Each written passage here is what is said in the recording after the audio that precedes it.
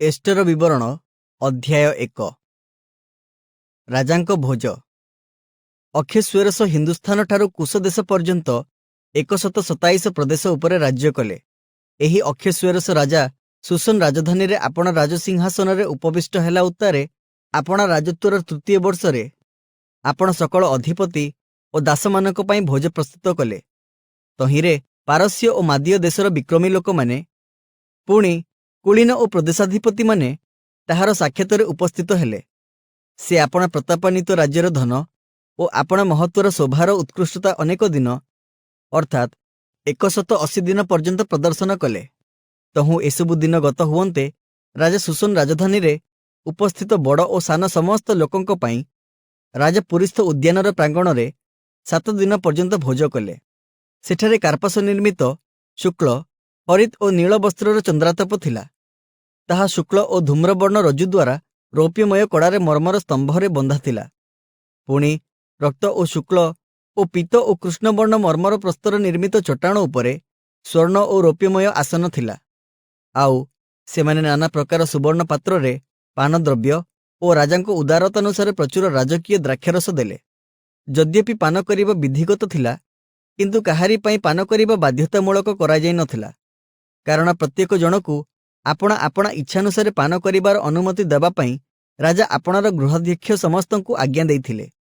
मध्य राणी बष्टी अक्षेश्वरसर राजगृहरे स्त्री मानक पई भोज प्रस्तुत कले। बष्टी राणी को असम्मति। सप्तम दिनरे राजा द्राक्षरसर हृष्टचित्त होई महुमन, बिस्था, हर्बणा, बिक्था और अवगथ, सेथर और कर्कश अक्षेश्वरस राजांक छामुस्थ एही 7 सेवाकारी नपुंसकंकु आज्ञा देले। तुम्भे माने लोकमानंकु ओ अधिपति गणंकु बष्टी राणीर सौंदर्य देखाइबा पई ताहांकु राजमुकुटरे भूषिता करी राजांक छामुकु आण, जेणु से परम सुंदरी थिले। मात्र बष्टी राणी नपुंसक मानंक द्वारा राजांक कथित आज्ञारे आसिबाकु असमता हेला। एणु राजा अतिशय क्रोध हेले और तांको अंतରରେ क्रोध प्रज्वलित हेला। एथि उतारे राजा समय और कालर विद्वान वर्गंकु पचारिले, कारण व्यवस्था और राजनीतिज्ञ मानंकु ए रूप पचारिबार राजांक रीति थिला। आउ एही समयरे कर्सना, सेथर, अदमाथा, तर्सीस, मेरस, मेर्सना और ममुखन राजांक निकटवर्ती थिले। एही 7 जन पारस्य और मादिया देशर अधिपति राजांक मुखदर्शनकारी पुणी राज्यर श्रेष्ठ स्थान उपविष्ट थिले। राजा पचारिले, बष्टी राणी नपुंसक मानक द्वारा प्रेरित अक्षेश्वरस राजांक आज्ञा न मानिबारु व्यवस्थानुसारे आम्भेमाने ताहांकु कौन करिबा। एथिरे ममुखन राजांक ओ अधिपति गणक साक्षातरे उत्तर देला। बष्टी राणी केवल महाराजांक प्रति नुहे, मात्र अक्षेश्वरस राजांक अधीन समस्त प्रदेशर जावतीय अधिपति और जावतीय लोकंक प्रति अनुचित कर्म करियछंती। कारण राणीको एही कर्मर कथा सकल स्त्री लोकंक मध्यरे व्यापी जीव।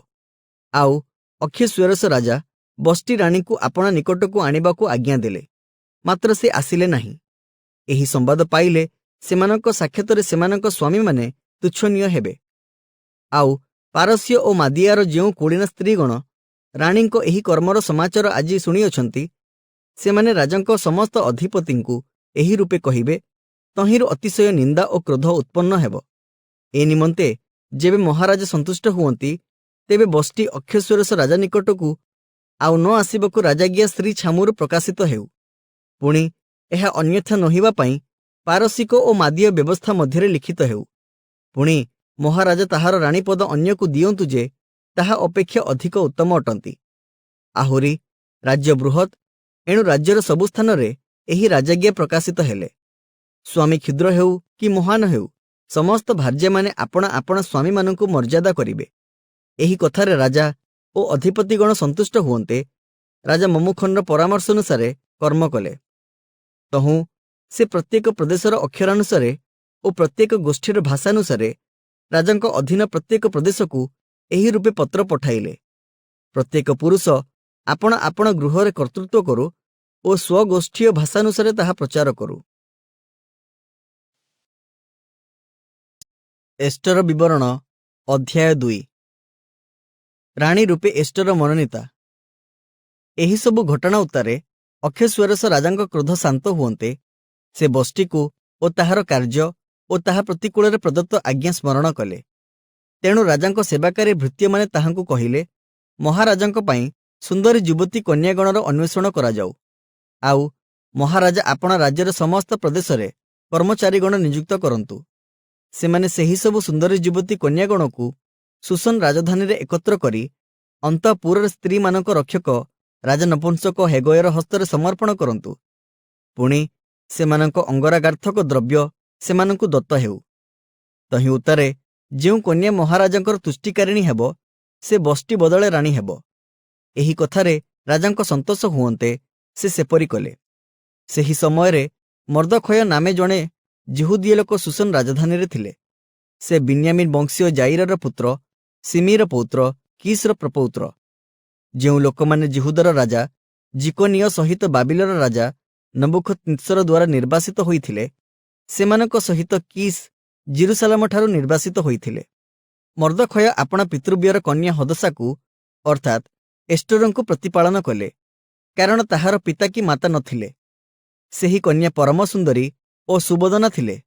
ତାହାର ପିତାମାତା ମଲା ଉତ୍ତାରେ ମର୍ଦ୍ଦଖୟ ତାହାଙ୍କୁ ନିଜ କନ୍ୟା ରୂପେ ଗ୍ରହଣ କରିଥିଲେ। ଏ ଉତ୍ତାରୁ ରାଜାଙ୍କ ସେହି ବାକ୍ୟ ଓ ଆଜ୍ଞା ପ୍ରଚାରିତ ହୁଅନ୍ତେ ସୁସନ ରାଜଧାନୀରେ ହେଗୟ ନିକଟରେ ଅନେକ କନ୍ୟା ସଂଗୃହୀତ ହେବା ବେଳେ ଏଷ୍ଟର ହିଁ ରାଜପୁରୀକୁ ସ୍ତ୍ରୀ ରକ୍ଷକ ହେଗୟ ନିକଟକୁ ନିଆଗଲା। ଏଥିରେ ଏହି ଯୁବତୀ ହେଗୟର ତୁଷ୍ଟିଜନକ ହୋଇ ତାହାଠାରୁ ଅନୁଗ୍ରହ ପାଇଲା। ଏଣୁ ସେ ଶୀଘ୍ର ଅଙ୍ଗରାଗାର୍ଥକ ଦ୍ରବ୍ୟାଦିର ଯେ ଅଂଶ ତାହାଙ୍କୁ ଦେବାର ହୁଅଇ ତାହା ଓ ରାଜଗୃହରୁ ମନୋନୀତ 7 ଦାସୀ ତାହାଙ୍କୁ ଦେଲା। ଆଉ ସେ ତାହାଙ୍କୁ ତାହାର ଦାସୀଗଣ ସହିତ ଅନ୍ତଃପୁରର ସର୍ବୋତ୍ତମ ସ୍ଥାନରେ ବାସ କରାଇଲା। ମାତ୍ର ଏଷ୍ଟର ଆପଣା ବଂଶ କି କୁଟୁମ୍ବର ପରିଚୟ କାହାକୁ ଦେଲେ ନାହିଁ, କାରଣ ମର୍ଦ୍ଦଖୟ ତାହା ନ ଜଣାଇବାକୁ ତାହାଙ୍କୁ ଆଜ୍ଞା କରିଥିଲେ। ଏଥି ଉତ୍ତାରେ ଏଷ୍ଟର କିପରି ଅଛି ଓ ତାହା ପ୍ରତି କ'ଣ କରାଯିବ, ଏହା ଜାଣିବା ପାଇଁ ମର୍ଦ୍ଦଖୟ ପ୍ରତିଦିନ ଅନ୍ତଃପୁରର ପ୍ରାଙ୍ଗଣ ସମ୍ମୁଖରେ ଯାତାୟାତ କଲେ। ପୁଣି 12 ମାସ ପର୍ଯ୍ୟନ୍ତ ସ୍ତ୍ରୀ ଲୋକଙ୍କ ନିୟମିତ ସେବା ପାଇଲା ଉତ୍ତାରେ ଅକ୍ଷେଶ୍ୱରସ ରାଜା ନିକଟକୁ ଏକ ଏକ କନ୍ୟାର ଯିବାର ପାଳି ଉପସ୍ଥିତ ହେଲା, କାରଣ ସେମାନଙ୍କ ଅଙ୍ଗ ସଂସ୍କାରରେ ଏତେ ଦିନ ଲାଗିଲା, ଅର୍ଥାତ୍ 6 ମାସ ଗନ୍ଧରସର ତୈଳ ଓ 6 ମାସ ସୁଗନ୍ଧି ଓ ସ୍ତ୍ରୀ ଲୋକଙ୍କ ଅଙ୍ଗରାଗାର୍ଥକ ଦ୍ରବ୍ୟ ସେବନ କରିବାକୁ ହେଲା। ପୁଣି ରାଜା ନିକଟକୁ ଯିବାକୁ ହେଲେ ପ୍ରତ୍ୟେକ ଯୁବତୀ ନିମନ୍ତେ ଏହି ନିୟମ ଥିଲା ଯେ ସେ କୌଣସି ଦ୍ରବ୍ୟ ମାଗିଲେ ଅନ୍ତଃପୁରରୁ ରାଜଗୃହକୁ ଯିବା ସମୟରେ ସଙ୍ଗେ ନେବା ନିମନ୍ତେ ତାହା ତାକୁ ଦିଆଯାଉଥିଲା। ସେ ସନ୍ଧ୍ୟାକାଳରେ ଯାଇ ପ୍ରଭାତରେ ଉପପତ୍ନୀ ଗଣର ରକ୍ଷକ ରାଜା ନପୁଂସକ ଶାସଗୋସର ନିକଟକୁ ଦ୍ୱିତୀୟ ଅନ୍ତଃପୁରକୁ ଫେରିଆସିଲେ। ରାଜା ତାହା ପ୍ରତି ତୁଷ୍ଟ ହୋଇ ଯେ ପର୍ଯ୍ୟନ୍ତ ତାହାର ନାମ ଧରି ନ ଡକାଇଲେ ସେ ରାଜା ନିକଟକୁ ପୁନର୍ବାର ଯିବ ନାହିଁ। ଏ ଉତ୍ତାରୁ ମର୍ଦ୍ଦଖୟ ଆପଣ ପିତୃବ୍ୟ ଅବିହଇଲର ଯେଉଁ ଏଷ୍ଟର ନାମ୍ନୀ କନ୍ୟାକୁ ନିଜ କନ୍ୟା ରୂପେ ଗ୍ରହଣ କରିଥିଲେ, ରାଜା ନିକଟକୁ ତାହାର ଯିବାର ପାଳି ପଡ଼ନ୍ତେ ସ୍ତ୍ରୀମାନଙ୍କ ରକ୍ଷକ ରାଜ ନପୁଂସକ ହେଗୟ ଯାହା ଯାହା ନିରୂପଣ କରିଥିଲେ ତାହା ଛଡ଼ା ସେ ଆଉ କିଛି ମାଗିଲା ନାହିଁ। ତଥାପି ଯେଉଁମାନେ ଏଷ୍ଟର ପ୍ରତି ଦୃଷ୍ଟି କଲେ ସେ ସମସ୍ତେ ତାହାଙ୍କୁ ଅନୁଗ୍ରହ କଲେ। ରାଜାଙ୍କ ରାଜତ୍ୱର 7ମ ବର୍ଷର 10ମ ମାସରେ ଅର୍ଥାତ୍ ଟେବେତ୍ ମାସରେ ଏଷ୍ଟର ରାଜଗୃହକୁ ଅକ୍ଷେଶ୍ୱରସ ରାଜା ନିକଟକୁ ନିଆଗଲା। ତହିଁରେ ରାଜା ଅନ୍ୟ ସକଳ ସ୍ତ୍ରୀଠାରୁ ଏଷ୍ଟରଙ୍କୁ ଅଧିକ ପ୍ରେମ କଲେ। ପୁଣି ଅନ୍ୟ ସକଳ ଯୁବତୀଠାରୁ ସେ ରାଜାଙ୍କ ଦୃଷ୍ଟିରେ ଅଧିକ ଅନୁଗ୍ରହ ଓ ଦୟା ପାଇଲା। ଏଣୁ ସେ ତାହାର ମସ୍ତକରେ ରାଜମୁକୁଟ ଦେଇ ବଷ୍ଟି ବଦଳେ ତାକୁ ରାଣୀ କଲେ। ଏଥି ଉତ୍ତାରେ ରାଜା ଆପଣ ସମସ୍ତ ଅଧିପତି ଓ ଦାସମାନଙ୍କ ପାଇଁ ଏଷ୍ଟରଙ୍କ ଭୋଜ ବୋଲି ମହାଭୋଜ ପ୍ରସ୍ତୁତ କଲେ ଓ ସବୁ ପ୍ରଦେଶର କରମୋଚନ କଲେ ଓ ରାଜାଙ୍କ ଉଦାରତାନୁସାରେ ଦାନ କଲେ। ମର୍ଦ୍ଦଖୟ ଦ୍ୱାରା ଚକ୍ରାନ୍ତ ଉନ୍ମୋଚନ। କନ୍ୟାମାନେ ଦ୍ୱିତୀୟ ଥର ସଂଗୃହୀତ ହେବା ସମୟରେ ମର୍ଦ୍ଦଖୟ ରାଜଦ୍ୱାରରେ ବସିଲେ। ଏଷ୍ଟର ମର୍ଦ୍ଦଖୟର ଆଜ୍ଞାନୁସାରେ ଆପଣା ବଂଶ ଓ କୁଟୁମ୍ବର ପରିଚୟ କାହାକୁ ହିଁ ଦେଲା ନାହିଁ, କାରଣ ଏଷ୍ଟର ମର୍ଦ୍ଦଖୟ ନିକଟରେ ପ୍ରତିପାଳିତା ହେବା ସମୟରେ ଯେପରି କରୁଥିଲେ ସେତେବେଳେ ମଧ୍ୟ ସେପରି ତାହାର ଆଜ୍ଞା ପାଳନ କଲେ। ସେହି ସମୟରେ ମର୍ଦ୍ଦଖୟ ରାଜଦ୍ୱାରରେ ବସିବା ବେଳେ ଦ୍ୱାରପାଳମାନଙ୍କ ମଧ୍ୟରେ ବିଗ୍ଥନ ଓ ତେରସ ନାମରେ ରାଜଗୃହର 2 ନପୁଂସକ କ୍ରୁଦ୍ଧ ହୋଇ ଅକ୍ଷେଶ୍ୱରସ ରାଜାକୁ ବଧ କରିବାକୁ ଚେଷ୍ଟା କଲେ। ମାତ୍ର ମର୍ଦ୍ଦଖୟ ଏହା ଜାଣି ଏଷ୍ଟର ରାଣୀଙ୍କୁ ଜଣାଇଲେ। ପୁଣି ଏଷ୍ଟର ମର୍ଦ୍ଦଖୟ ନାମ ନେଇ ରାଜାଙ୍କୁ ତାହା ଜଣାଇଲେ। ତହିଁରେ ଅନୁସନ୍ଧାନ ଦ୍ୱାରା ସେହି କଥା ପ୍ରମାଣ ହୁଅନ୍ତେ ସେହି 2 ଜଣ ବୃକ୍ଷରେ ଫାଶୀ ପାଇଲେ आउ ସେହି କଥା ରାଜାଙ୍କ ସାକ୍ଷାତରେ ଇତିହାସ ପୁସ୍ତକରେ ଲେଖାଗଲା। ଏଷ୍ଟର ବିବରଣ ଅଧ୍ୟାୟ 3। ଜିହୁଦୀଙ୍କ ବିରୁଦ୍ଧରେ ହାମାନର ଷଡ଼ଯନ୍ତ୍ର। ଏହି ସକଳ ଘଟଣା ଉତ୍ତାରେ ଅକ୍ଷେଶ୍ୱରେଶ ରାଜା ଅଗାଗୀୟ ହମଦଥାର ପୁତ୍ର ହାମାନକୁ ଉନ୍ନତ କରି ଉଚ୍ଚ ପଦାନ୍ୱିତ କଲେ, ଆଉ ତାହାଙ୍କ ସଙ୍ଗୀ ସମସ୍ତ ଅଧିପତିର ଆସନ ଅପେକ୍ଷା ତାହାଙ୍କୁ ଶ୍ରେଷ୍ଠ ଆସନ ଦେଲେ। ତହିଁରେ ରାଜାଙ୍କ ଯେତେ ଦାସ ରାଜଦ୍ୱାରରେ ଥିଲେ, ସେ ସମସ୍ତେ ନତ ହୋଇ ହାମାନକୁ ପ୍ରଣାମ କଲେ, କାରଣ ରାଜା ତାହା ବିଷୟରେ ସେ ରୂପ ଆଜ୍ଞା ଦେଇଥିଲେ। ମାତ୍ର ମର୍ଦ୍ଦଖୟ ନତ ହେଲେ ନାହିଁ, କି ଅବା ତାହାଙ୍କୁ ପ୍ରଣାମ କଲେ ନାହିଁ। ଏଣୁ ରାଜଦ୍ୱାରବର୍ତ୍ତୀ ରାଜାଙ୍କ ଦାସଗଣ ମର୍ଦ୍ଦଖୟଙ୍କୁ କହିଲେ, ତୁମ୍ଭେ କାହିଁକି ରାଜାଜ୍ଞା ଲଙ୍ଘନ କରୁଅଛ? ଏହି ରୂପେ ସେମାନେ ପ୍ରତିଦିନ ତାହାଙ୍କୁ କହିଲେ, ତଥାପି ସେ ସେମାନଙ୍କର କଥା ମାନିଲେ ନାହିଁ। ଏଣୁ ଏହି ମର୍ଦ୍ଦଖୟର କଥା ରହିବ କି ନାହିଁ, ଏହା ଜାଣିବା ଇଚ୍ଛାରେ ସେମାନେ ହାମାନକୁ ତାହା ଜଣାଇଲେ। କାରଣ ମର୍ଦ୍ଦଖୟ ଯେ ଜିହୁଦୀୟ ଲୋକ, ଏହା ସେ ସେମାନଙ୍କୁ କହିଥିଲେ। ଯେତେବେଳେ ହାମାନ ଦେଖିଲେ ଯେ ମର୍ଦ୍ଦଖୟ ନତ ହେଲେ ନାହିଁ, କି ଅବା ତାହାଙ୍କୁ ପ୍ରଣାମ କଲେ ନାହିଁ, ସେତେବେଳେ ସେ କ୍ରୋଧରେ ପରିପୂର୍ଣ୍ଣ ହେଲେ। ମାତ୍ର ସେ କେବଳ ମର୍ଦ୍ଦଖୟ ଉପରେ ହସ୍ତକ୍ଷେପ କରିବାକୁ ଲଘୁଜ୍ଞାନ କଲେ, କାରଣ ସେମାନେ ତାହାଙ୍କୁ ମର୍ଦ୍ଦଖୟର ବଂଶୀୟ ଲୋକଙ୍କ କଥା ଜଣାଇଥିଲେ। ତେଣୁ ହାମାନ ଅକ୍ଷେଶ୍ୱରେଶର ସମୁଦାୟ ରାଜ୍ୟରେ ସମସ୍ତ ଜିହୁଦୀୟଙ୍କୁ ଅର୍ଥାତ୍ ମର୍ଦ୍ଦଖୟର ଲୋକଙ୍କୁ ବିନାଶ କରିବାକୁ ଚେଷ୍ଟା କଲେ। ଆଉ ସେହି ବିଷୟରେ ଅକ୍ଷେଶ୍ୱରେଶ ରାଜାଙ୍କ ରାଜତ୍ୱର 12 ବର୍ଷର ନିସନ ନାମକ ପ୍ରଥମ ମାସରେ ହାମାନର ସାକ୍ଷାତରେ ଅଦର ନାମକ 12 ମାସ ପର୍ଯ୍ୟନ୍ତ ସେମାନେ ପ୍ରତିଦିନ ଓ ପ୍ରତି ମାସ ପୁର ଅର୍ଥାତ୍ ଗୁଲିବାଣ୍ଟ କଲେ। ଏଥି ଉତ୍ତାରେ ହାମାନ ଅକ୍ଷେଶ୍ୱରେଶ ରାଜାଙ୍କୁ କହିଲେ, ଆପଣଙ୍କ ରାଜ୍ୟର ସମସ୍ତ ପ୍ରଦେଶସ୍ଥ ଲୋକଙ୍କ ମଧ୍ୟରେ ଛିନ୍ନ ଭିନ୍ନ ଓ ପୃଥକୀକୃତ ଏକ ଦେଶୀୟ ଲୋକ ଅଛନ୍ତି। ଅନ୍ୟ ସକଳ ଲୋକଙ୍କର ବ୍ୟବସ୍ଥା ଠାରୁ ସେମାନଙ୍କ ବ୍ୟବସ୍ଥା ଭିନ୍ନ। ମଧ୍ୟ ସେମାନେ ମହାରାଜାଙ୍କ ବ୍ୟବସ୍ଥା ମାନନ୍ତି ନାହିଁ। ଏଣୁ ସେମାନଙ୍କ ବ୍ୟବହାର ସହ୍ୟ କରିବା ମହାରାଜାଙ୍କର ଉଚିତ ନୁହେଁ। ମହାରାଜା ସନ୍ତୁଷ୍ଟ ହେଲେ ସେମାନଙ୍କୁ ବିନାଶ କରିବା ପାଇଁ ପତ୍ର ଲେଖାଯାଉ। ତହିଁରେ ମୁଁ ରାଜକାର୍ଯ୍ୟରେ ନିଯୁକ୍ତ ଲୋକଙ୍କ ହସ୍ତରେ ରାଜଭଣ୍ଡାରକୁ ଆଣିବା ପାଇଁ 10,000 ତାଳନ୍ତ ରୂପା ଦେବି। ଏଥିରେ ରାଜା ଆପଣା ହସ୍ତରୁ ସନ୍ତକ ଅଙ୍ଗୁରୀୟ କାଢ଼ି ଜିହୁଦୀୟମାନଙ୍କର ଶତ୍ରୁ ଅଗାଗୀୟ ହମଦଥାର ପୁତ୍ର ହାମାନକୁ ଦେଲେ। ପୁଣି ରାଜା ହାମାନକୁ କହିଲେ, ସେହି ରୂପା ଓ ସେହି ଦେଶୀୟ ଲୋକ ତୁମ୍ଭକୁ ଦିଆଗଲା। ସେମାନଙ୍କ ପ୍ରତି ଯାହା ତୁମ୍ଭର ଇଚ୍ଛା ତାହା କର। ଏଣୁ ପ୍ରଥମ ମାସର ତ୍ରୟୋଦଶ ଦିନରେ ରାଜାଙ୍କ ଲେଖକମାନେ ଆହୁତ ହୁଅନ୍ତେ। ହାମାନର ସମସ୍ତ ଆଜ୍ଞାନୁସାରେ ପ୍ରତ୍ୟେକ ପ୍ରଦେଶସ୍ଥ ରାଜପ୍ରତିନିଧିଗଣ ଓ ଅଧିପତିଗଣ ଓ ପ୍ରତ୍ୟେକ ଦେଶୀୟ ଲୋକଙ୍କ ଶାସନକର୍ତ୍ତାଗଣ ପ୍ରତି ପ୍ରତ୍ୟେକ ପ୍ରଦେଶର ଅକ୍ଷରାନୁସାରେ ଓ ପ୍ରତ୍ୟେକ ଦେଶୀୟ ଲୋକଙ୍କ ଭାଷାନୁସାରେ ପତ୍ର ଲିଖିତ ହେଲେ। ତାହା ଅକ୍ଷେଶ୍ୱରେଶ ରାଜାଙ୍କ ନାମରେ ଲିଖିତ ଓ ରାଜାଙ୍କ ଅଙ୍ଗୁରୀୟରେ ମୁଦ୍ରାଙ୍କିତ ହେଲା। ପୁଣି ଏକ ଦିନରେ ଅର୍ଥାତ୍ ଅଦର ନାମକ 12 ମାସର ତ୍ରୟୋଦଶ ଦିନରେ ଯୁବା, ବୃଦ୍ଧ, ଶିଶୁ ଓ ସ୍ତ୍ରୀମାନଙ୍କ ସହିତ ସବୁ ଜିହୁଦୀୟମାନଙ୍କୁ ସଂହାର, ବଧ ଓ ବିନାଶ କରିବାକୁ ଓ ସେମାନଙ୍କ ସମ୍ପତ୍ତି ଲୁଟିବାକୁ ସେହି ପତ୍ର ଧାବକ ଗଣଙ୍କ ଦ୍ୱାରା ରାଜାଙ୍କ ସବୁ ପ୍ରଦେଶକୁ ପ୍ରେରିତ ହେଲେ। ପୁଣି ସେହି ଦିନ ନିମନ୍ତେ ସମସ୍ତ ଲୋକ ଯେପରି ପ୍ରସ୍ତୁତ ହୁଅନ୍ତି, ଏଥିପାଇଁ ପ୍ରତ୍ୟେକ ପ୍ରଦେଶରେ ଆଜ୍ଞା ପ୍ରଚାର କରିବାକୁ ଓ ଯାବତୀୟ ଲୋକଙ୍କୁ ଗୋଚର କରାଇବାକୁ ସେହି ଲିଖନର ପ୍ରତିଲିପି ଦିଆଗଲା। ଆଉ ଧାବକଗଣ ରାଜାଜ୍ଞା ପାଇ ଶୀଘ୍ର ବାହାରିଗଲେ। ପୁଣି ସେହି ଆଜ୍ଞା ସୁସନ ରାଜଧାନୀରେ ପ୍ରକାଶିତ ହେଲା। ତହୁଁ ରାଜା ଓ ହାମାନ ପାନ କରିବାକୁ ବସିଲେ, ମାତ୍ର ସୁସନ ନଗର ଉଦ୍ବିଗ୍ନ ହେଲା। ଏଷ୍ଟର ବିବରଣ ଅଧ୍ୟାୟ 4। ଜିହୁଦୀଙ୍କ ସାହାଯ୍ୟାର୍ଥେ ଏଷ୍ଟରଙ୍କ ପ୍ରତିଶ୍ରୁତି। ମର୍ଦ୍ଦଖୟ ଏହିସବୁ ବିଷୟ ଗୋଚର ହୁଅନ୍ତେ ଆପଣ ବସ୍ତ୍ର ଚିରିଲେ ଓ ଅଖା ପିନ୍ଧି ଓ ଭସ୍ମ ଲେପନ କରି ନଗର ମଧ୍ୟକୁ ଯାଇ ଉଚ୍ଚ ଓ ବିଳାପ ସ୍ୱରରେ ରୋଦନ କଲେ। ପୁଣି ସେ ରାଜଦ୍ୱାରର ସମ୍ମୁଖ ପର୍ଯ୍ୟନ୍ତ ଗଲେ, କାରଣ ଅଖା ପିନ୍ଧି କାହାକୁ ରାଜଦ୍ୱାରରେ ପ୍ରବେଶ କରିବାର ଅନୁମତି ନଥିଲା। ଆଉ ପ୍ରତ୍ୟେକ ପ୍ରଦେଶର ଯେଉଁ ଯେଉଁ ସ୍ଥାନକୁ ଏହି ରାଜାଜ୍ଞା ଓ ନିୟମପତ୍ର ପହଞ୍ଚିଲା, ସେହି ସକଳ ସ୍ଥାନର ଜିହୁଦୀୟମାନଙ୍କ ମଧ୍ୟରେ ମହାଶୋକ ଓ ଉପବାସ ଓ କ୍ରନ୍ଦନ ଓ ବିଳାପ ହେଲା। ପୁଣି ଅନେକେ ଅଖା ଓ ଭସ୍ମରେ ଶୟନ କଲେ। ଏଣୁ ଏଷ୍ଟରଙ୍କ ଦାସୀଗଣ ଓ ନପୁଂସକମାନେ ଆସି ଏହି କଥା ତାହାଙ୍କୁ ଜଣାଇଲେ। ତେଣୁ ରାଣୀ ଅତିଶୟ ଶୋକ କଲେ। ପୁଣି ମର୍ଦ୍ଦଖୟ ଠାରୁ ଅଖା କାଢ଼ି ତାହାଙ୍କୁ ପିନ୍ଧାଇବା ପାଇଁ ବସ୍ତ୍ର ପଠାଇଲେ, ମାତ୍ର ସେ ତାହା ଗ୍ରହଣ କଲେ ନାହିଁ। ଏଥିରେ ରାଜାଙ୍କ ଦ୍ୱାରା ଏଷ୍ଟରଙ୍କ ସେବାରେ ନିଯୁକ୍ତ ହଥକ ନାମକ ରାଜନପୁଂସକକୁ ଏଷ୍ଟର ଡାକି कौन हेला ओ काहींकि ताहा हेला एहा जानिबा निमंते मर्दखय निकटकू जिबा पई ताहांकू आज्ञा देले। तहिंरे हथक राजद्वार सम्मुखस्थ नगरर छकबंदी स्थाନରେ मर्दखय निकटकू गले। पुणी मर्दखय आपणा प्रति जाहा जाहा घटिथिला ओ जिहुदीय मानकू विनाश करिबा निमंते हामन राजभंडाରରେ ठीक जेते मुद्रा देबाकू प्रतिज्ञा करिथिले ताहा ताहांकू कहिले। आहुरी मध्य सेमानंको विनाशार्थे जेउ आज्ञापत्र सुसनरे दत्त होइथिला तहिंर एक प्रतिलिपि एस्टरंकू देखाई ज्ञात कराइबाकू देले। आउ एस्टर जेपरि आपणा लोकंक पई राजांको छामुरे प्रवेश करी तांको निकटरे निवेदन ओ अनुरोध करिवे एपरि आदेश करिबाकू कहिले। तहु हथक आसी मर्दखयर कथा एस्टरंकू जणाइले। ए उतारू एस्टर हथकू एही कथा कही मर्दखय निकटकू जिबा पई आज्ञा कले। यथा बिना डाकरारे पुरुष कि स्त्री जे केही भितर प्रांगणकू राजांको निकटकू जाए ताहार प्राणदंड हेबार एकमात्र आज्ञा अछि। केवल जहा प्रति राजा स्वर्णमय राजदंड बढ़ांती सेही बंचे।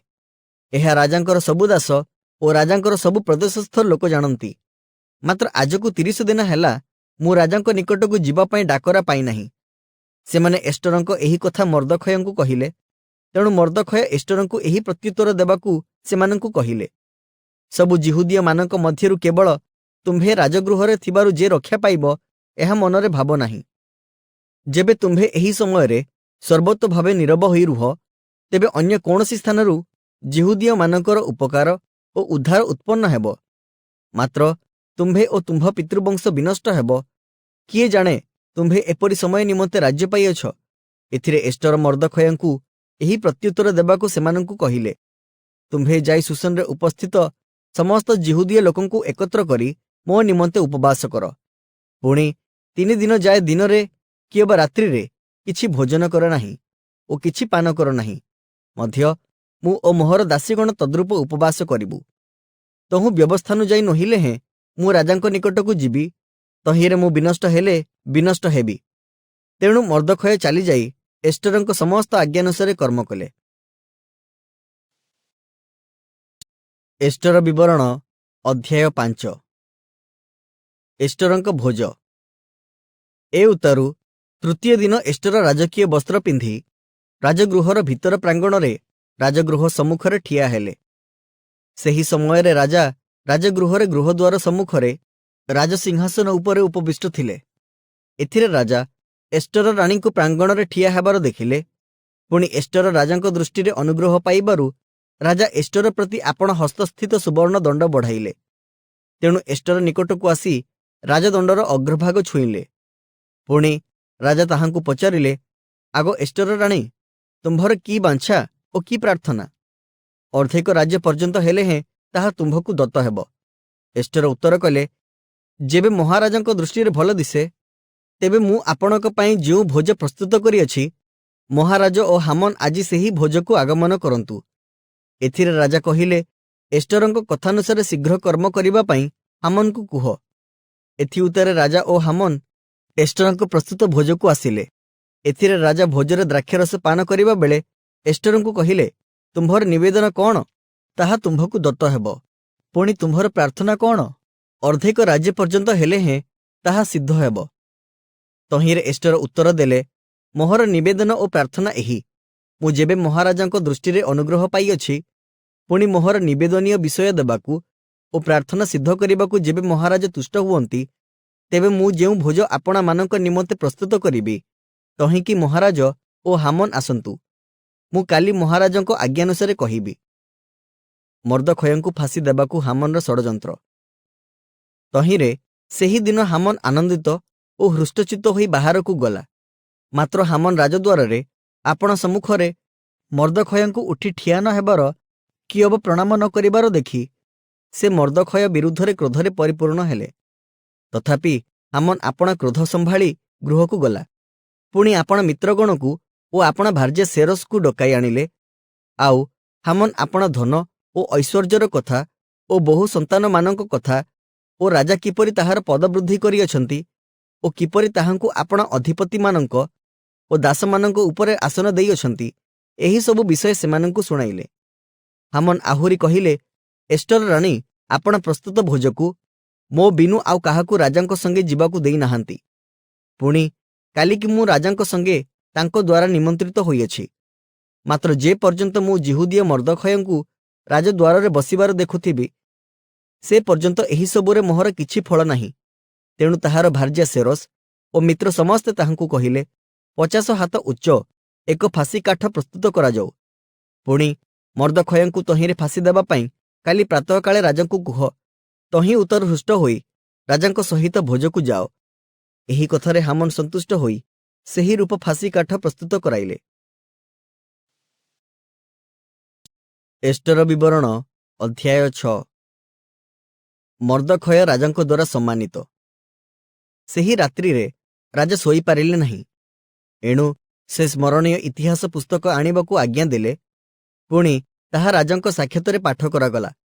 तहिंरे एही लिखित कथा देखागला, राजांक नपुंसक बिग्थन ओ तेरस नामक 2 जण द्वारपाल अक्षयस्वेरस राजांकू बध करिबाकू चेष्टा करिथिबारु मर्दखय तहिंर संवाद देइथिले। एणु राजा पचारिले, एथिपाई मर्दखयंकू कि प्रकार सम्मान ओ उच्चपद दिया जाइअछि? राजांक सेवाकारी दास माने कहिले, ताहांक पाई किछि करा जाय नाही। तहु राजा पचारिले, प्रांगणरे किए अछि? एही समयरे आमन आपण प्रस्तुत फासी काठरे मर्दखयंकू फासी देबा पई राजाकू कहिबा निमंते राजगृहर बाहर प्रांगणकू आसिथिले। तेणु राजांक दास माने ताहांकू कहिले, देखंतु आमन प्रांगणरे ठिया होइअछि। तेबे राजा कहिले, से भितरकू आसु। तहिंरे हामन भितरकू आसन्ते राजा ताहांकू कहिले, राजा जाहाकू सम्मान करिबाकू तुष्ट हुअंती ताहा प्रति कोण कराजिबो? आमन मने मने भाळिले, राजा मो बिनु आउ काहाकू सम्मान करिबाकू अधिक तुष्ट हेबे। एणु हामन राजांकू उत्तर देला, महाराज जाहाकू सम्मान करिबाकू तुष्ट हुअंती ताहा पाई महाराजंक परिधेय राजकीय वस्त्र ओ महाराजंक आरोहणर राजमुकुट भूषित अश्व अणाजाऊ। आउ सेही वस्त्र ओ अश्व महाराजंकर एक प्रधान अधिपतिर हस्ତରେ दियाजाऊ। पुणी महाराज जाहाकू सम्मान करिबाकू तुष्ट हुअंती ताहांकू सेमाने सेही राजवस्त्र पिंधाउंतु ओ सेही अश्वरे आरोहण कराई नगर दांडरे ताहार आगे आगे एहा घोषणा करंतु, महाराज जाहार सम्मानरे तुष्ट हुअंती ताहा प्रति ए रूप कराजाए। एथिरे राजा हामनकू कहिले, तुम्भे एहा शीघ्र कर, जेपरि कहिल सेपरि सेही वस्त्र ओ सेही अश्व घेनी राजद्वारे उपविष्ट जिहुदीय मर्दखय प्रति कर।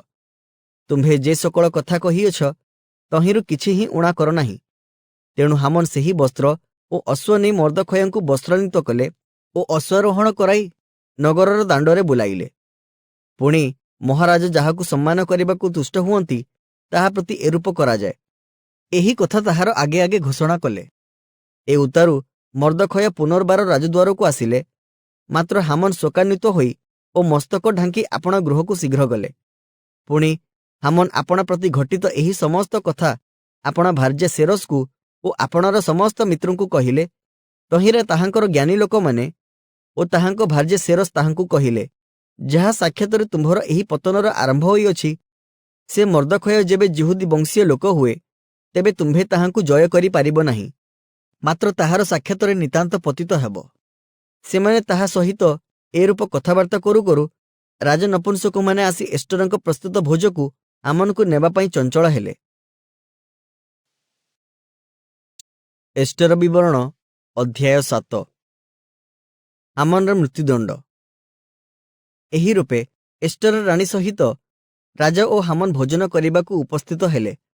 राजा सेही द्वितीय दिन द्राक्षरस पान करिबा बेले एस्टरंकू पुनर्बार कहिले, आगो एस्टर राणी, तुम्भर निवेदन कौन ओ तुम्भर प्रार्थना कौन ताहा अर्धेक राज्य पर्यंत हेले हें सिद्ध कराजिब। तेणु एस्टर राणी उत्तर देई कहिले, हे महाराज, मु जेबे आपणक दृष्टि अनुग्रह पाइअछि आउ जेबे महाराज संतुष्ट हुअंती तेबे मोहर निवेदन अनुसारे मो प्राण ओ मो प्रार्थना अनुसारे मो लोक माने मते दिया जाउंतु। कारण आम्भे माने मु ओ मोहर लोक माने संहारित ओ हत ओ विनष्ट हेबा निमंते विकृत होइअछु। जदि आम्भे माने केवल दास ओ दासी हेबा पई विकृत होइथांतु तेबे शत्रु महाराजंकर एही क्षति परिशोध करि न पारिले हें मु नीरव होई रहंती। एथिरे अक्षयस्वेरस राजा एस्टर राणी को कहिले, जे एपरि कर्म करिबाकू मनरे साहस बांधी अछि से किए ओ से केउठारे अछि? एस्टर कहिले, एही दुष्ट हामन जणे विपक्ष ओ शत्रु अटे। तहिंरे राजा ओ राणी को साक्षातरे हामन भीत हेले। आउ राजा क्रोधरे द्राक्षरस पानशालारू उठी राजगृहर उद्यान को गला। तहिंरे राजा द्वारा आपणार अमंगल निश्चित होइअछि एहा जाणी हामन एस्टर राणी निकटरे आपण प्राण मागिबाकू ठिया हेले। तेबे राजा राजगृहर उद्यानरू द्राक्षरस पानशाला को लेउटी आसिले। सेतेबेले एस्टर जो आसनरे बसिथिले हामन तहीं उपरे पड़िथिले। तेणु राजा कहिले, ए कण गृह मध्यरे मो साक्षातरे राणी को बलात्कार करिब? एही कथा राजा मुखरू बाहरिबा मात्र लोकमाने हामनर मुख ढांकी पकाइले। एथि उत्तर राजांक साक्षातरे उपस्थित हरबोणा नामक एक नपुंसक राजा को कहिले, देखंतु महाराजंक पक्षरे हितजनक संवाद दाई मर्दखय निमंते हामन 50 हाथ उच्च फांसी काठ प्रस्तुत करिअछि। ताहा हामनर गृहरे स्थापित होइअछि। राजा कहिले, तहीं उपर एहाकू फांसी दियो। एथिरे हामन मर्दखय निमंते जो फांसी काठ प्रस्तुत करथिले तहीं उपरे सेमाने हामन को फांसी देले। तहिंरे राजांक क्रोध शांत हैला। एस्टर विवरण अध्याय 8। एस्टरंक द्वारा जिहुदींक उद्धार। सेही दिन अक्षयस्वरस राजा एस्टर राणी को जिहुदीय लोकमानंकर शत्रु हामनर गृहादी देला। आउ मर्दखय राजांक साक्षातरे उपस्थित हेले, कारण मर्दखय आपणर कौन हुए एहा एस्टर जणाइथिले। एथिरे राजा हामन ठारू जो अंगुरीय नैथिले ताहा काढ़ी मर्दखयंकु देले। पुणी एस्टर हामनर गृह उपरे मर्दखयंकु नियुक्त कले। एस्टर राजांक निकटरे पुनर्बार निवेदन कले। पुणी जिहुदीय मानंक प्रतिकूलरे अगागिय हामनर कृत अमंगल ओ ताहार कल्पित कल्पना निवारणार्थे ताहार चरणरे पड़ी रोदन करी प्रार्थना कले। तहिंरे राजा एस्टर आड़े सुवर्ण दंड विस्तार करन्ते एस्टर उठी राजा छामुरे ठिया होई कहिले, जेबे महाराज संतुष्ट हुअन्ति तेबे मु महाराजंक दृष्टि अनुग्रह पाइअछि। पुणी एही कर्म महाराजंक दृष्टि यथार्थ बोध हुए। आउ मु महाराजंकर तुष्टिकारिणी अटे। तेबे महाराजंकर समुदाय प्रदेशस्थ जिहुदीय मानंकु विनाश करिबा पई अगागिय हम्मदाथार पुत्र हामन जे सकल पत्र लेखिबाकू परामर्श देथिले ताहा अन्यथा करिबाकू लेखा जाऊ। जेहेतु मो लोकंक प्रति जो अमंगल घटिबो ताहा देखि मु किपरि सही पारिबि? पुणी आपण कुटुंब मानक विनाश देखि किपरि सही पारिबि?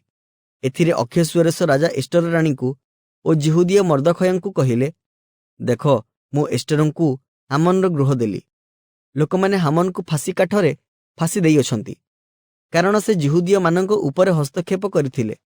मध्य तुम्भे माने राजा नामरे जिहुदीय मानक निकटकू आपण आपण इच्छानुसारे पत्र लेख ओ ताहा राजांक अंगुरीयरे मोहरांकित कर, कारण राजांक नामरे लिखित ओ राजांक अंगुरीयरे मोहरांकित पत्र केही अन्यथा करि न पारे।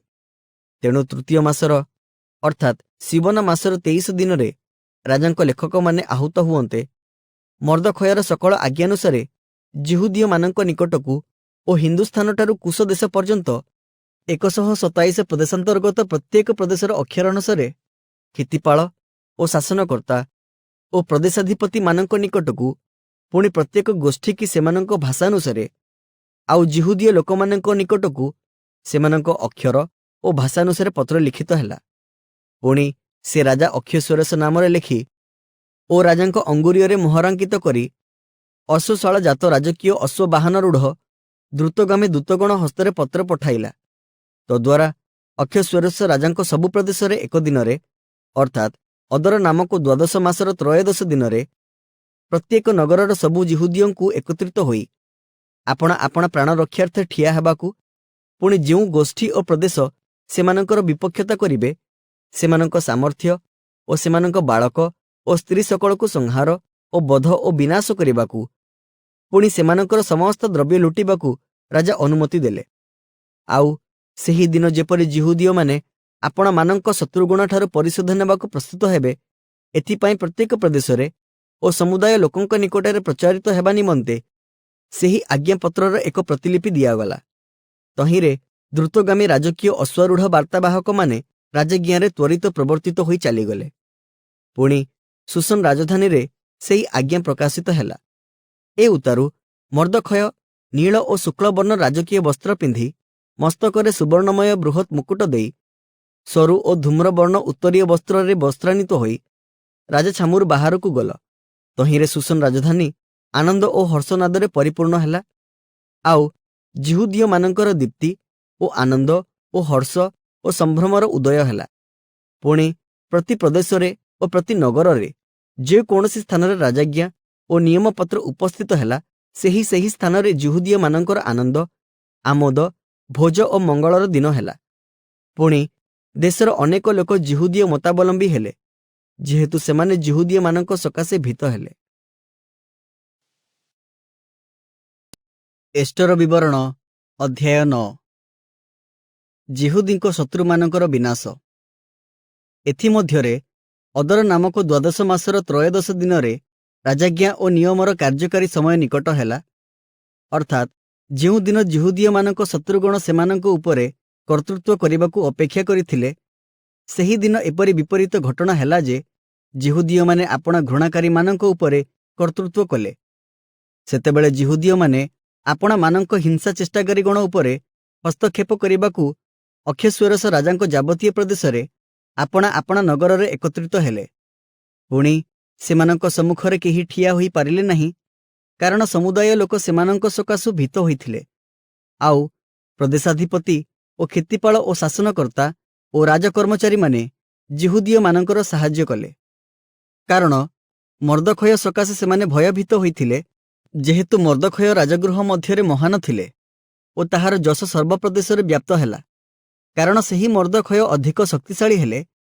ପୁଣି ଜିହୁଦୀୟମାନେ ଆପଣାମାନଙ୍କ ସମସ୍ତ ଶତ୍ରୁଙ୍କୁ ଖଡ଼୍ଗାଘାତ ଓ ସଂହାର ଓ ବିନାଶ କଲେ। ସେମାନେ ଆପଣାମାନଙ୍କ ଘୃଣାକାରୀଗଣ ପ୍ରତି ଯାହା ଇଚ୍ଛା ତାହା କଲେ। ଏହି ରୂପେ ଜିହୁଦୀୟମାନେ ସୁସନ ରାଜଧାନୀରେ 500 ଲୋକଙ୍କୁ ବଧ ଓ ବିନାଶ କଲେ। ପୁଣି ପର୍ସନ୍ଦାଥ ଓ ଦଲଫୋନ ଓ ଅସ୍ପାଥ ଓ ପୋରାଥ ଓ ଅଦଲିୟ ଓ ଅରିଦାଥ ଓ ପର୍ମସ୍ତ ଓ ଅରିସୟ ଓ ଅରିଦୟ ଓ ବଇସାଥ, ଜିହୁଦୀୟମାନଙ୍କର ଶତ୍ରୁ ହମଦାଥର ପୁତ୍ର ହାମନର ଏହି 10 ପୁତ୍ରଙ୍କୁ ସେମାନେ ବଧ କଲେ। ମାତ୍ର ଲୁଟ କରିବାକୁ ସେମାନେ ହସ୍ତକ୍ଷେପ କଲେ ନାହିଁ। ଯେଉଁମାନେ ସୁସନ ରାଜଧାନୀରେ ହତ ହେଲେ, ସେମାନଙ୍କର ସଂଖ୍ୟା ସେହି ଦିନରେ ରାଜା ଛାମୁକୁ ଆସନ୍ତେ ରାଜା ଏଷ୍ଟର ରାଣୀଙ୍କୁ କହିଲେ, ଜିହୁଦୀୟମାନେ ସୁସନ ରାଜଧାନୀରେ 500 ଲୋକ ଓ ହାମନର 10 ପୁତ୍ରଙ୍କୁ ବଧ ଓ ବିନାଶ କରିଅଛନ୍ତି। ତେବେ ସେମାନେ ରାଜାଙ୍କ ଅବଶିଷ୍ଟ ପ୍ରଦେଶ ସକଳରେ କ'ଣ କରିନଥିବେ? ଏବେ ତୁମ୍ଭର ନିବେଦନ କ'ଣ, ତାହା ତୁମ୍ଭକୁ ଦତ୍ତ ହେବ, ଓ ତୁମ୍ଭର ଆଉ ପ୍ରାର୍ଥନା କ'ଣ, ତାହା ସିଦ୍ଧ ହେବ। ତହୁଁ ଏଷ୍ଟର କହିଲେ, ଯେବେ ମହାରାଜ ସନ୍ତୁଷ୍ଟ ହୁଅନ୍ତି, ତେବେ ଆଜିର ଆଜ୍ଞା ପ୍ରମାଣେ କାଲି ହିଁ କରିବାର ଅନୁମତି ସୁସନସ୍ଥ ଜିହୁଦୀୟମାନଙ୍କ ପ୍ରତି ଦତ୍ତ ହେଉ, ଆଉ ହାମନର 10 ପୁତ୍ର ଫାଶୀ କାଠରେ ଟଙ୍ଗା ଯାଉନ୍ତୁ। ଏଥିରେ ସେପରି କରାଯିବାକୁ ରାଜା ଆଜ୍ଞା ଦେଲେ। ପୁଣି ସେହି ଆଜ୍ଞା ସୁସନରେ ପ୍ରଚାରିତ ହେଲା। ତହିଁରେ ଲୋକମାନେ ହାମନର 10 ପୁତ୍ରଙ୍କୁ ଫାଶୀ କାଠରେ ଟଙ୍ଗାଇଲେ। ଆଉ ସୁସନସ୍ଥ ଜିହୁଦୀୟମାନେ ଅଦର ମାସର ଚତୁର୍ଦ୍ଦଶ ଦିନରେ ମଧ୍ୟ ଏକତ୍ରିତ ହୋଇ ସୁସନରେ 300 ଲୋକଙ୍କୁ ବଧ କଲେ, ମାତ୍ର ଲୁଟ କରିବା ପାଇଁ ହସ୍ତକ୍ଷେପ କଲେ ନାହିଁ। ଏଥିମଧ୍ୟରେ ରାଜାଙ୍କ ନାନା ପ୍ରଦେଶ ନିବାସୀ ଅନ୍ୟ ସକଳ ଜିହୁଦୀୟ ଲୋକମାନେ ଏକତ୍ରିତ ହୋଇ ଆପଣା ପ୍ରାଣ ନିମନ୍ତେ ଠିଆ ହେଲେ। ପୁଣି ଆପଣାମାନଙ୍କ ଶତ୍ରୁଗଣଠାରୁ ବିଶ୍ରାମ ପାଇ ଘୃଣାକାରୀମାନଙ୍କର 75,000 ଲୋକଙ୍କୁ ବଧ କଲେ, ମାତ୍ର ଲୁଟ କରିବା ପାଇଁ ହସ୍ତକ୍ଷେପ କଲେ ନାହିଁ। ଏହି ସମସ୍ତ ଅଦର ମାସର ତ୍ରୟୋଦଶ ଦିନରେ ହେଲା। ପୁଣି ସେହି ମାସର ଚତୁର୍ଦ୍ଦଶ ଦିନରେ ସେମାନେ ବିଶ୍ରାମ କରି ତାହା ଭୋଜନପାନ ଓ ଆନନ୍ଦ କରିବାର ଦିନ କଲେ। ମାତ୍ର ସୁସନସ୍ଥ ଜିହୁଦୀୟମାନେ ସେହି ମାସର ତ୍ରୟୋଦଶ ଓ ଚତୁର୍ଦ୍ଦଶ ଦିନରେ ଏକତ୍ରିତ ହେଲେ ଓ ସେହି ମାସର 15 ଦିନରେ ବିଶ୍ରାମ କରି ତାହା ଭୋଜନପାନର ଓ ଆନନ୍ଦର ଦିନ କଲେ। ଏ ନିମନ୍ତେ ଗ୍ରାମସ୍ଥ ଅର୍ଥାତ୍ ପ୍ରାଚୀରହୀନ ନଗର ନିବାସୀ ଜିହୁଦୀୟମାନେ ଅଦର ମାସର ଚତୁର୍ଦ୍ଦଶ ଦିନକୁ ଆନନ୍ଦ ଓ ଭୋଜନପାନ ଓ ମଙ୍ଗଳର, ପୁଣି ପରସ୍ପର ଅଂଶ ପଠାଇବାର ଦିନ କରି ମାନନ୍ତି। ପୁରୀମ୍ ପର୍ବ ଆରମ୍ଭ। ଏଥି ଉତ୍ତାରେ ମର୍ଦ୍ଦଖୟ ଏହିସବୁ ବିଷୟ ଲେଖିଲେ ଓ ଅକ୍ଷେଶ୍ୱରସ ରାଜାଙ୍କ ନିକଟସ୍ଥ ଓ ଦୂରସ୍ଥ ସକଳ ପ୍ରଦେଶରେ ଥିବା ସମସ୍ତ ଜିହୁଦୀୟମାନଙ୍କ ନିକଟକୁ ପତ୍ର ପଠାଇଲେ। ଆଉ ଯେଉଁ 2 ଦିନ ଜିହୁଦୀୟମାନେ ଆପଣାମାନଙ୍କ ଶତ୍ରୁଗଣଠାରୁ ବିଶ୍ରାମ ପାଇଲେ, ପୁଣି ଯେଉଁ ମାସରେ ସେମାନଙ୍କର ଦୁଃଖ ସୁଖରେ ଓ ଶୋକ ମଙ୍ଗଳ ଦିନରେ ପରିଣତ ହେଲା, ପ୍ରତିବର୍ଷ ସେହି ମାସର ସେହି 2 ଦିନ ଅର୍ଥାତ୍ ଅଦର ମାସର ଚତୁର୍ଦ୍ଦଶ ଓ ପଞ୍ଚଦଶ ଦିନକୁ ସେମାନେ ଯେପରି ଭୋଜନପାନ ଓ ଆନନ୍ଦର ଓ ପରସ୍ପର ଅଂଶ ଓ ଦରିଦ୍ରମାନଙ୍କ ନିକଟକୁ ଦାନ ପ୍ରେରଣ କରିବାର ଦିନ କରି ମାନିବେ, ଏହି ଆଜ୍ଞା ଦେଲେ। तहिंरे जिहुदीयमाने जेपरि आरंभ करथिले ओ मर्दखय जेपरि लेखिथिले सेमाने तद्रूपे व्यवहार करबाकू सम्मत हेले, कारण समुदाय जिहुदीय लोकर शत्रु अगागीय हमदथार पुत्र हामन सेमानंकु विनाश करिबार संकल्प करी सेमानंकु लुप्त ओ विनाश करिबा पई पुर अर्थात गुली बांट करथिले। मात्र राजा छामुकु आसन्ते से एही आज्ञापत्र देला, हामन जिहुदीय मानक विरुद्धरे जो दुष्ट संकल्प करिअछि ताहा ताहार निज मस्तकरे बर्तु, पुणी से ओ ताहार पुत्र माने फांसी काठरे टंगा जाउंतु। ए निमंते पुर नामानुसारे सेही 2 दिनर नाम पुरीम हेला। पुणी सेही पत्रर सकल कथा सकाशु ओ से विषय जहाँ से माने देखिथिले ओ सेमानंक प्रति जहाँ घटिथिला तही सकाशु जिहुदीय माने आपणा मानंकर ओ आपणा आपणा वंशर ओ जिहुदी मतावलंबी गणर कर्तव्य बोली एहा स्थिर कले जे तत्संपर्कीय लिखित आज्ञा ओ निरूपित समयानुसारे सेमाने वर्षकु वर्ष एही 2 दिन पालन करिवे ओ कौनसी रूपे ताहा लोप करिवे नाही। आउ समस्त पुरुष परंपरारे प्रत्येक वंशरे ओ प्रत्येक प्रदेशरे ओ प्रत्येक नगରରେ सेही 2 दिन स्मरण ओ पालन कराजिबो। पुणी एही पुरीम दिन जिहुदीय मानक मध्यरु लोप पाइबो नाही ओ सेमानक वंश मध्यरु सेही 2 दिनर स्मरण लुप्त हेबो नाही। अबिहैलर कन्या एस्टर राणी ओ जिहुदीय मर्दखय पुरीम दिन विषयक एही द्वितीय पत्र स्थिरकरणार्थे संपूर्ण क्षमता सहित लेखिले। पुणी जिहुदीय मर्दखय ओ एस्टर राणी जिहुदीय मानक निमंते उपवास ओ क्रंदन विषयक जो आज्ञा देइथिले ओ सेमानंकर आपणा मानक पई ओ आपणा मानक वंश पई जहाँ स्थिर करथिले तदनुसारे मर्दखय निरूपित कालरे पुरीमर सेही 2 दिनर पालन स्थिर करिबा निमंते अखेस्वेरोस राजांक अधीनस्थ 127 प्रदेशरे थिबा समस्त जिहुदीय मानक निकटकू शांति और सत्य वाक्ययुक्त पत्र प्रेरण कले। एही रूपे एस्टरंक आज्ञा द्वारा पुरीम दिनर विधि स्थिरीकृत हैला ओ ताहा पुस्तकरे लेखागला। एस्टर विवरण अध्याय 10। मर्दखयंकर महानता। सेही अखेस्वेरोस राजा देश ओ समुद्रस्थ उपद्वीप समूहरे कर बसाइले। पुणी ताहार पराक्रम ओ प्रभावर सबु कथा आउ राजा मर्दखयंकु जेउ महत्व देई उच्च पदरे नियुक्त कले तहिर संपूर्ण विवरण की मादिया ओ पारस्य देशर राजा मानक इतिहास पुस्तकरे लिखित नाही, कारण जिहुदीय मर्दखय अखेस्वेरोस राजांक प्रधानमंत्री होई जिहुदीय लोकमानंक मध्यरे महान ओ आपणा भ्रातृसमूह मध्यरे प्रिय पात्र ओ आपणा लोकंकर मंगल अन्वेषी पुणी आपण समस्त वंश प्रति शांतिवादी थिले।